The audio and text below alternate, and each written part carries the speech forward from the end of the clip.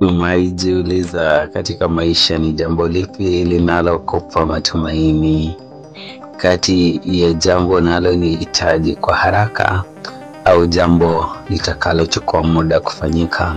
Wakati mwingine tuna wagonjwa pale nyumbani, tunatarajia waweze kupona kwa haraka. Labda tumekosa chakula, tungependa tupate chakula kwa haraka ili tuweze kupoza njaa. Na pia huenda tuna dharura ambayo tunataka ishughulikiwe kwa wakati huo ili tuweze kupata furaha. Lakini kwa mara nyingi inatokea kwamba jambo linalokuja upesi huwa pia linaisha upesi, lakini linalokuja polepole linadumu hata milele.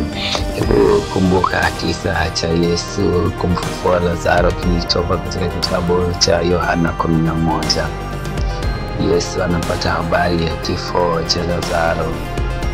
Anachukua muda wa siku 4 kabla ya kufika kwa Lazaro. Hali anajua Martha na Mariamu wanamsubiri kwa hamu na gamu, angalau kumwokoa ndugu yao kutoka katika ugonjwa uliokuwa umemsibu. Lakini Yesu polepole anafanya safari, hata akipiga gumzo na wanafunzi na kueleza kwamba Lazaro yalala, lakini baadaye anawaambia kwamba amekufa. Anachukua safari yake polepole akiendelea na injili kana kwamba hajui kile ambacho kinaendelea. Anafika katika boma, anakuta msiba umeshafanyika na watu wanaomboleza Lazaro amekufa, na familia imekosa tumaini. Wanaheka heka na wanasumbuka kwa ajili ya kukosa matumaini kwa sababu wamempoteza ndugu yao.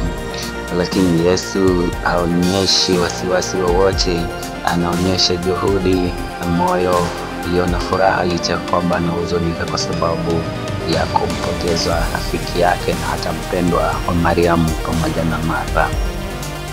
Lakini licha ya kushangaza ni kwamba Yesu anamfufua Lazaro kwa njia iliyoonekana rahisi sana, lakini vile alifanya kwa nini? Ni kwa sababu kumponya Lazaro ilikuwa ni jambo ambalo lilionekana la kawaida kabisa, kwa sababu tumeona wagonjwa wengi wakipona. Lakini kufufua wafu ilikuwa ni jambo ambalo si la kawaida, kwa sababu utukufu uliweza kumrudia Mwenyezi Mungu, maana hakuna mwanadamu ambaye angekuwa na uwezo wa kuweza kumfufua mwanadamu mwingine isipokuwa ni Mungu tu. Na Yesu akasema yeye ndiye ufufuo, kweli na uzima. Hebu tafakari, ni lipi lililo kubwa sana, mgonjwa kupona au mfu kufufuka? Wakati mwingine katika maisha tumekutwa katika hali za dharura na tungetaka tuweze kupata jawabu kwa haraka ili kupata kila ambacho tunataka. Lakini hebu angalia katika kusubiri, Lazaro anafufuka. Kumbuka nawe katika mambo magumu yanayokutatiza utapata tumaini. Na hilo ni tafakari la siku kutoka Echoes of Hope TV.